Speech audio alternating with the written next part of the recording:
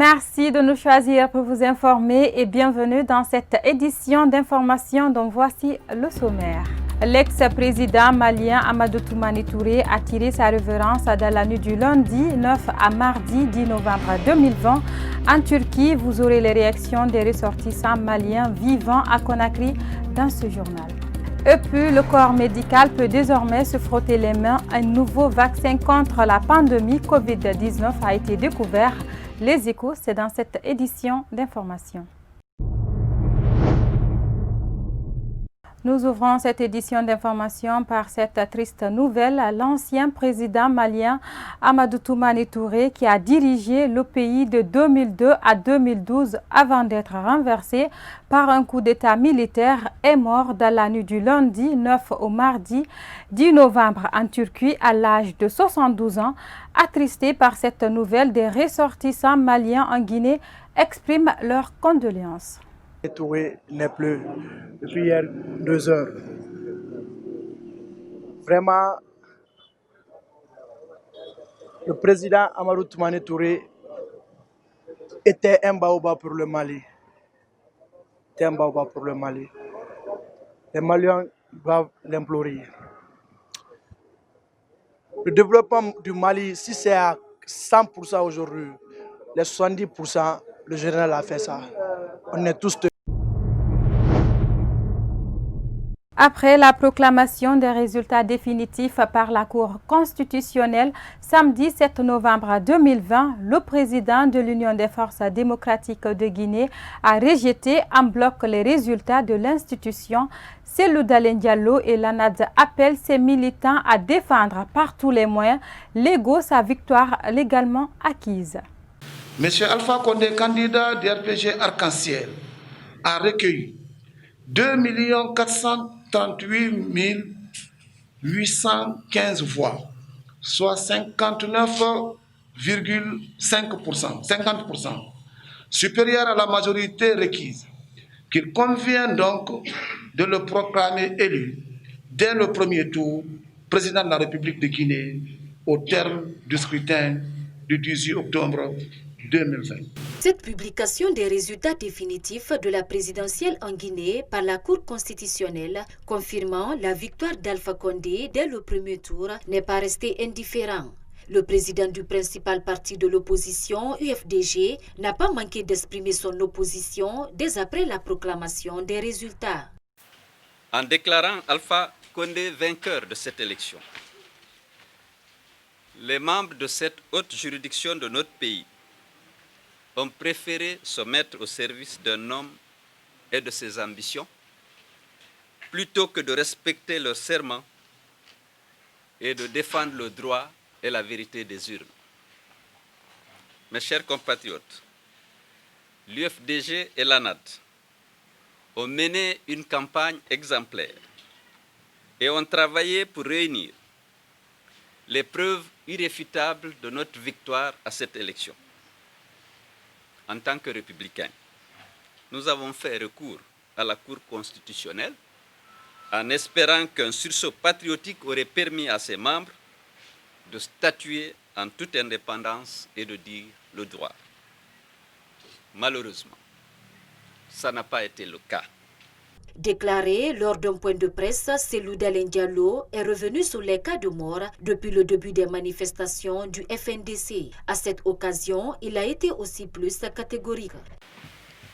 L'UFDG et l'ANAD, profondément attachés au respect des règles et des principes de la démocratie et de l'état de droit, rejettent catégoriquement les faux résultats de l'élection présidentielle du 18 octobre proclamé par la CENI et validé par la Cour constitutionnelle. Mes chers compatriotes, j'ai gagné cette élection grâce à votre confiance et je vous invite à défendre vos suffrages par tous les moyens légaux. Cet appel s'adresse également à tous mes compatriotes épris de justice et de démocratie, notamment à ceux qui sont opposés au troisième mandat. Pas de recul, je vous remercie. La réélection d'Alpha Condé pour un troisième mandat reste contestée par de nombreux mouvements et leaders en Guinée. C'est le cas du Front national pour la défense de la Constitution qui se dit être déterminé à continuer le combat contre le régime de Conakry.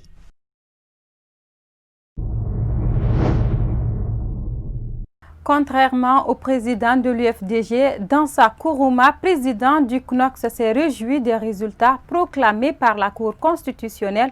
Il a par ailleurs sollicité une révision du code électoral qui contient des insuffisances et la révision de la Constitution pour que les questions de gouvernance et limitation de mandat soient réglées. Suivez.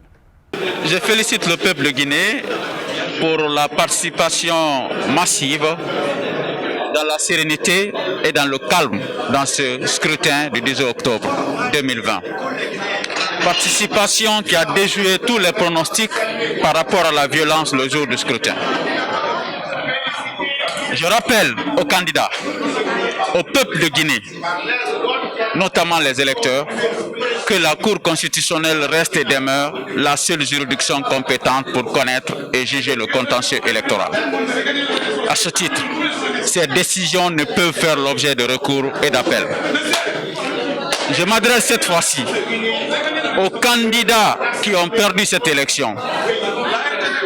Je savais qu'ils avaient des ambitions pour la Guinée. Je savais que chacun d'eux avait un projet de société pour le pays. Qu'ils fassent montre d'élégance politique en acceptant la main tendue obligatoire du président élu, qui n'a eu que 59%. 59% n'est pas 100%. Ça veut dire qu'il y a des Guinéens qui ne croient pas au projet de société ou des Guinéens qui ont opté pour d'autres choix. À ce titre, ni lui, quelle que soit son intelligence et sa majorité, et ses partisans et supporters ne peuvent à eux seuls transformer qualitativement la Guinée. Il faut une union sacrée entre toutes les filles et tous les fils de la Guinée, en tendant une main fraternelle et sincère aux 11 autres candidats qui n'ont pas pu gagner cette élection, parce qu'ils n'avaient qu'un seul fauteuil présidentiel. Je termine en disant, quelle que soit l'issue de ces élections, nous, société civile, nous demandons à la classe politique guinéenne et au peuple de Guinée de faire une union sacrée pour que la mauvaise gouvernance, pour que l'impunité et la violation des droits humains, la pauvreté et le manque de partage des ressources nationales soient des vieux souvenirs, en se donnant les mains, en formant une union sacrée pour sortir la Guinée de cette situation économique difficile. Société, dans cette édition d'information, on en parle. Une nouvelle association dénommée Babin Aliatima fait face à des difficultés financières. Depuis sa création il y a un an, le président de cette organisation a lancé un cri de cœur le vendredi dernier aux personnes de bonne volonté pour un appui financier afin qu'ils puissent cadrer les enfants démunis. Yayo Moubari est parti à sa rencontre. Cette association dénommée Babin Aliatima, qui signifie Père des orphelins, réside dans le quartier Koloma 1 dans la commune de Ratoma. Depuis sa création en 2019, elle a en son sein 2 écoles et un orphelinat et elle encadre plus d'une centaine d'enfants orphelins. Bon, notre premier objectif, c'est d'aider principalement les orphelins, partout en Guinée, partout en Afrique, du monde entier. On a commencé, comme vous le voyez, ici c'est notre première orphelinat. On a des écoles différentes, on a 2 écoles, mais ici c'est notre première orphelinat. On a l'objectif d'ouvrir chaque commune un orphelinat. Si plaît à dire encore une école franco-arabe, Inch'Allah. Après Conakry, on a l'objectif d'ouvrir encore chaque région un orphelinat. Notre but, c'est de prendre soin des orphelins et les plus pauvres des communautés. Inch'Allah.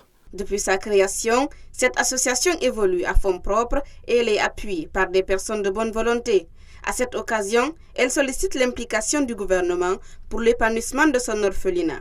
On invite aussi tous les frères musulmans du monde entier, celui qui veut participer avec nous pour développer cette association qu'on appelle Babin Aliatima, il est bienvenu dans l'association.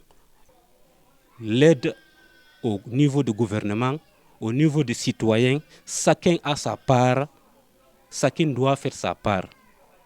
On doit tout faire. Chaque commune à Conakry doit avoir un orphelinat, une école, là où les orphelins les plus pauvres ne payent rien. On sait bien, Allah a beaucoup parlé de ça dans le Coran et Muhammad sallallahu alayhi wa sallam a beaucoup parlé de ça dans ses hadiths. Il y a un hadith là où sallallahu alayhi wa sallam a dit Al-qa'im al-armalati wal-miskin kal-mujahid fi sabilillah wa kas-sa'imi alladhi la yuftir wa kal-qa'imi alladhi la yuftar. Quelqu'un qui se présente volontairement pour aider les orphelins et les plus pauvres dans sa vie, c'est comme quelqu'un qui fait le djihad fi sabilillah toute sa vie sans retourner, quelqu'un qui fait le carême toute sa vie sans arrêt, quelqu'un qui est debout en train de prier toute sa vie sans repos. L'objectif des orphelinats est d'élever, d'instruire les enfants des familles peu aisées, de les préserver physiquement et moralement des dangers de la misère et de l'oisiveté. Il faut aussi noter que depuis quelques jours, les enfants de l'orphelinat dénommé Aide aux enfants déshérités de la Guinée, Sisa Bambeto, dans la commune de Ratoma, n'ont pas où habiter. Cette organisation composée d'une cinquantaine d'enfants démunis s'est vue délogée par le concessionnaire qui souhaite renouveler sa maison. Plus de précisions avec Jeannette Akou et Ibrahim Paye Kamara. Délogés par le concessionnaire, les enfants de l'orphelinat Aide aux enfants déshérités de la Guinée sont sans abri. Ils ont été mis au dehors par le propriétaire qui a décidé de renouveler sa maison. Depuis quelques jours, la plupart d'entre eux passent la nuit dans un parc situé à Bambeto, dans la commune de Ratoma. Donc le propriétaire d'ici a nous donné des préavis de quitter au centre ici, puisque ici, il veut renouveler leur maison et revenir en personne, lui-même en personne dans cette maison. Donc, on n'est pas eu là où aller. On a confié leurs bagages aux voisins ici. Et les enfants passent la nuit. Certains passent comme nous sommes à côté, à voisins ici. Ils sont des parcs de Berkil à vendre ici. Et comme ils sont vus en difficulté, ils ont donné des autorisations. Certains enfants n'ont qu'à aller là-bas la nuit. Ils vont ouvrir les Berkil au parc. Certains enfants vont passer la nuit là-bas. Certains enfants passent la nuit au centre de formation de l'atelier de la menuiserie, tapisserie, soudure. Nous allons passer là-bas. Et certains enfants de démunis, petits, de 3 ans, 3 ans, 4 ans, jusqu'à 5 ans, et passent la nuit avec ma femme. Et on a un centre là-bas, c'est les pasteurs Corée du Sud qui sont construits là-bas pour nous, 2 chambres, salon. Il ne faut pas que ces filles restent avec les garçons. Donc tous les petits filles passent la nuit là-bas. Donc à l'heure actuellement, on a des difficultés d'avoir une locale quelque part là où tous ces enfants vont rester. Puisque tous ces enfants, on n'a que 13 enfants qui vont à l'école. Tout le reste des enfants ont fait les métiers, la tapisserie, menuiserie, soudure, peinture de berger, etc. des métiers. Ils sont une cinquantaine de jeunes filles et garçons dont la plupart ont été récupérés dans la rue. Ibrahima Saïkou Diallo interpelle les autorités et les personnes de bonne volonté d'aider son orphelinat qui encadre des enfants démunis. Moi, je m'adresse à la Père des Nations, le président de la République, de nous assister, puisque ces enfants-là, ce n'est pas les enfants de CIA ni les enfants des autres, ces enfants de la Guinée. On a toutes sortes d'enfants ici. Donc, on veut que le président de la République en personne ait de bonne volonté de venir en secours pour nous aider à avoir une locale quelque part en attendant là où les enfants vont rester. Puisque sinon, c'est risque encore, c'est certains enfants qui sont pris à la rue, encore de les retourner à la rue. Puisqu'on a tellement de difficultés ici, surtout s'il y a des manifestations, surtout si on dit la manifestation, on a trop de difficultés puisque on encadre tous les enfants dans les cours s'il y a la manifestation. Il ne faut pas que ces enfants retournent à la rue. La location de cet orphelinat était assurée par une femme française. Suite à la pandémie Covid-19, cette dame s'est retrouvée face à des difficultés financières. Si rien n'est fait, les enfants de cet orphelinat risquent de se retourner une nouvelle fois dans la rue. Une chose que le fondateur de l'ONG ne souhaite pas.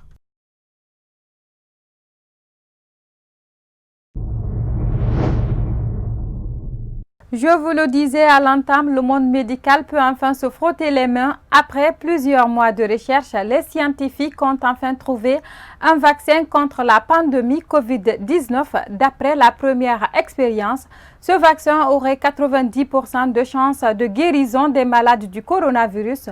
Suivez ce commentaire de Angéline Guilavogui.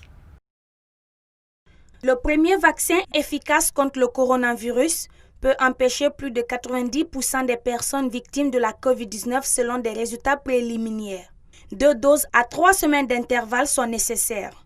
Les essais aux États-Unis, en Allemagne, au Brésil, en Argentine, en Afrique du Sud et en Turquie montrent qu'une protection de 90% est obtenue 7 jours après la deuxième dose. Pfizer pense pouvoir fournir 50 millions de doses d'ici la fin de cette année et environ 1,3 milliard d'ici la fin de 2021. Le vaccin a été testé sur 43 500 personnes dans 6 pays et aucun problème de sécurité n'a été soulevé. Les laboratoires prévoient de demander une autorisation d'urgence pour utiliser le vaccin d'ici la fin du mois. Une douzaine de tests environ sont actuellement en phase finale ou plus couramment d'essais de phase 3. Mais ce dernier est le premier à montrer des résultats. Des essais précédents ont montré que le vaccin encourage le corps à fabriquer 2 anticorps et une autre partie du système immunitaire appelée cellule T pour prévenir les infections de la COVID-19. Cependant, il y a des défis logistiques car le vaccin doit être conservé dans un entrepôt ultra froid à une température inférieure à moins de 80 degrés. Des questions se posent également sur la durée de l'immunité et les sociétés n'ont pas démontré de l'efficacité du vaccin parmi différents groupes d'âge. Le docteur Albert Bourla, président du Pfizer, a déclaré « Nous pensons que cette étape représente un pas en avant significatif pour le monde dans notre bataille contre la COVID-19. » Le professeur Igou Sayen, l'un des fondateurs de Biotech, a considéré les résultats comme une étape importante. Ce premier ensemble de résultats, aussi positif soit-il, ne constitue un aboutissement pour autant. Il est basé sur les 94 premiers volontaires testés positifs pour la COVID-19. Un vaccin ainsi que des meilleurs soins est considéré comme le meilleur moyen de sortie de cette crise sanitaire. C'est cet élément de santé qui met fin à cette édition d'information. Merci à tous de l'avoir suivi. Les programmes continuent sur la télé du 21e siècle. Bonsoir.